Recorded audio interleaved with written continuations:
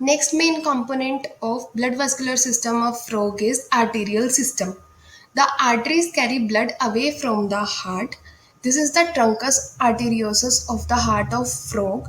It divides into two aortic trunks which further divide into three aortic arches. This is carotid arch, this is systemic arch, and this is pulmocutaneous arch. As you can also see in this picture, this is the truncus arteriosus. It is giving off two aortic trunks, that is left and right aortic trunk. These are further dividing into red one which is known as common carotid, black one which is known as systemic arch, and green one is known as pulmocutaneous arch. So first is common carotid arch. It is a short vessel running forward and outward. It divides into two main arteries, that is external carotid and internal carotid. The external carotid is also known as lingual, which means tongue, so it supplies to the tongue and its adjacent parts. Second artery is internal carotid. At base, it forms a swelling called carotid labyrinth or carotid gland.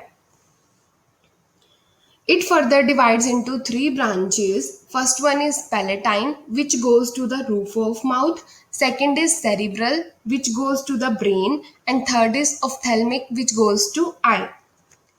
Next arch is systemic arch, which is the longest and shows greatest distribution of the blood as it supplies to the most of the body organs.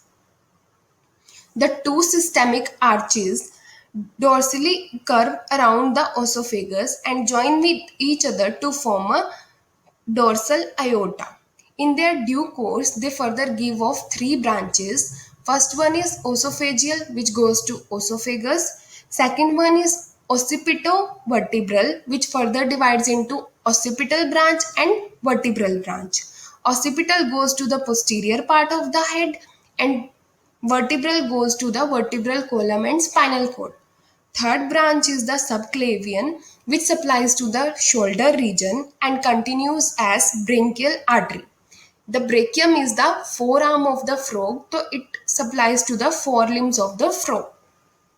After joining, they form dorsal aorta, which runs posteriorly and lies mid-dorsally beneath the vertebral column.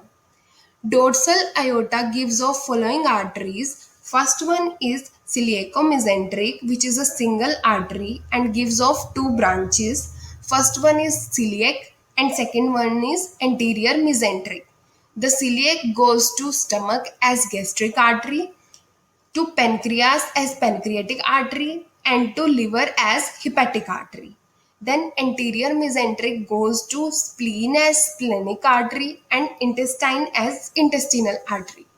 After this, the dorsal aorta gives off a pair of gonadial arteries, which is known as spermatic artery in case of male frog and ovarian arteries in case of female frog. After that, it gives off 5 to 6 pair of renal arteries which supply blood to the kidneys. Then there is a single posterior mesenteric artery that arises from the dorsal aorta. It supplies to the large intestine or rectum. After that, there is a pair of common iliacs which further give off four branches on both sides. First one is epigastric, which goes to ventral body wall. Second is rectovesicular, which goes to rectum or urinary bladder. Third is femoral, which goes to hip and thigh. And last one is sciatic, which goes to lower leg. The last aortic arch is pulmocutaneous arch, which further divides into two arteries, that is pulmonary artery, which supplies blood to the lungs, and cutaneous artery, which supplies blood to the skin. It further divides into three branches, out of which first is known as auricularis, which supplies blood to the tympanum, that is internal ear, lower jaw, pharynx, and hyoid apparatus.